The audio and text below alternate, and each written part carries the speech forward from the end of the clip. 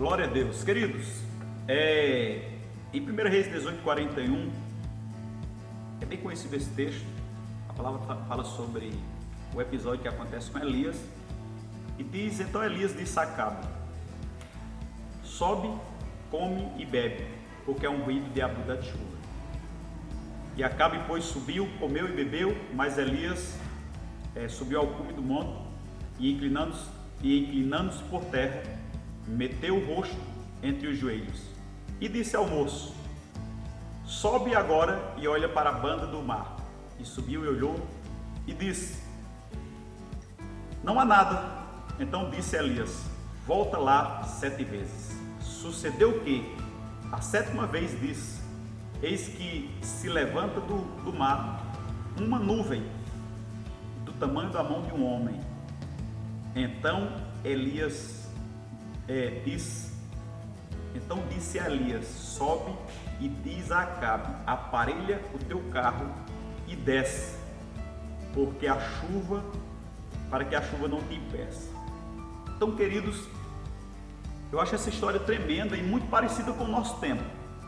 Primeiro, somos chamados a orar, porque estamos vendo um tempo em que as más notícias estão aí diante da televisão, as más notícias estão a todo momento, e parece que quando a gente ora, que a gente vai para a televisão, a oração, ao invés de ter colocado para frente, a oração nos colocou para trás.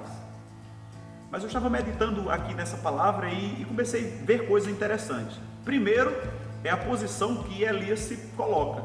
E um médico falando sobre isso, ele diz que é a posição de alguns fetos. Eles se coloca, a cabeça fica entre os dois joelhos. Foi exatamente a posição que Elias estava. Isso nos mostra que Elias estava vendo que algo estava acontecendo, algo estava nascendo. É interessante porque quando a criança vem, não se vê. A priori está lá o feto, a priori está lá aquela minúscula semente e não se vê. Então aquela posição de Elias, sim, era uma posição profética. Era uma posição de que está nascendo alguma coisa vai nascer. Outra coisa interessante, amados, é que antes dele orar, ele já tinha falado para Acabe. Ele já tinha dito para Acabe. Uma coisa interessante que a gente precisa viver pela fé, a gente não pode viver pelos fatos, nem pelo que a gente está vendo na televisão. Ele diz a Acabe, disse ali a Acabe: sobe, come e bebe, porque há ruído de abundante chuva. Que chuva? Se você observar aqui, amados, não tinha chuva. O homem não tinha nem orado ainda.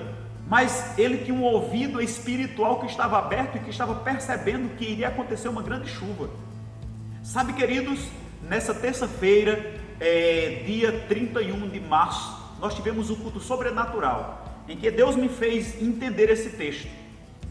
Está vindo para o Brasil, queridos, e para o mundo uma grande chuva. Coisas poderosas. Eu sei que você pode olhar para a televisão e você não vê algo sobrenatural acontecendo, porque as notícias estão falando do que está acontecendo, mas eu percebo algo de Deus vindo. Nós já podemos ouvir, queridos, que está vindo algo aí poderoso. E para isso nós precisamos tomar a posição de Elias. A palavra diz, amados, que Elias, homem sujeito a mesmas paixões que eu e você, tinha um diferencial na vida dele: ele orava.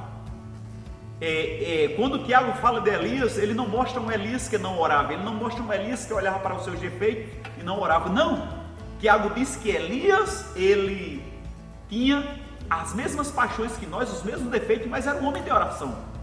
Quero te convidar, meu irmão, se torne um homem de oração. Quero te convidar, minha irmã, se torne uma mulher de oração. Faça a diferença. Pastor, eu já orei uma vez e não aconteceu. Continua orando. Se você continua a ler o texto, a palavra diz aqui no texto que o servo de Eli foi a primeira vez e nada aconteceu. Mas Elias não desanima, Elias não desiste, Elias volta novamente. E na 7ª vez que ele vai, queridos, ele diz: Elias, eu vejo subindo no mar uma nuvem do tamanho da mão de um homem. E Elias diz: está confirmado, a oração está respondida. Mas aquele homem ora 7 vezes. Eu fico olhando, amados, era Elias. Orou 7 vezes. Imagina eu e você. Imagina eu e você. Então eu quero te animar, levante-se em oração, para de ficar diante da televisão, se enchendo de medo, de pânico, de coisas ruins, se encha da palavra, seja um canal de Deus, ore, ore, ore. Nós estamos vendo um tempo de orar, orar e orar. O lema da igreja para esse tempo chama-se oração.